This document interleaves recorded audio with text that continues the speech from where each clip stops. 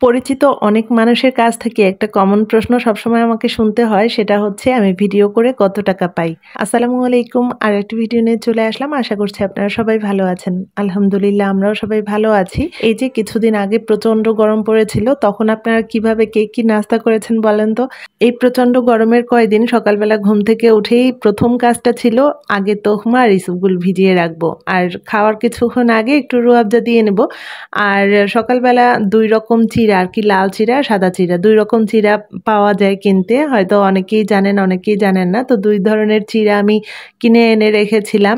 আর এই যে সকালবেলা ঘুম থেকে উঠেই সেই চিড়া, মুড়ি, গুড় আর খাওয়ার কিছুক্ষণ আগে একটু দই দিয়ে এভাবে নাস্তাটা সেরে ফেলতাম। আর সঙ্গে কলাও থাকতো, মাঝে, মাঝে কলা থাকতোও না। খুব ভোরে ঘুম থেকে উঠেই কখনো আমার নাস্তা করা হয় না। আমার ছেলেদের স্কুলে পাঠানোর পরে টুকিটাকি কিছু কাজ থাকলে সেগুলো সেরে তারপরে ১০টা সাড়ে ১০টার দিকে আমি নাস্তা করি। তো নাস্তা করছিলাম, এর মাঝে আমার ফুফাতো ননদ এসেছে। ও কিছুদিন আগে মা হয়েছে। মাশাআল্লাহ, ওর একটা কিউট ছেলেবাবু হয়েছে।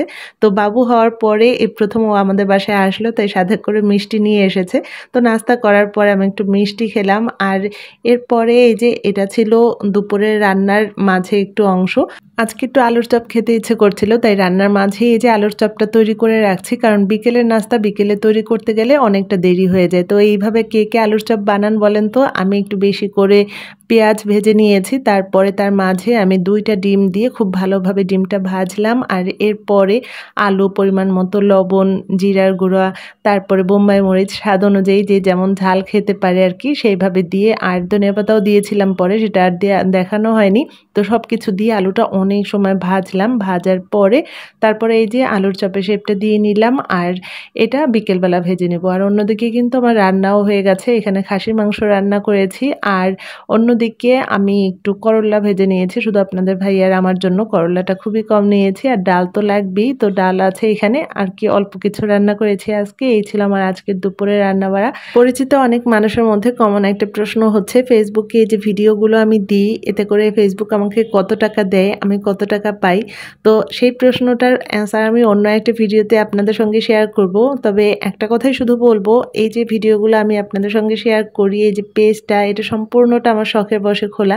আর এই ভিডিওগুলো আমি শখ করে দিই। এখানে টাকাটা আমার কাছে গুরুত্বপূর্ণ না।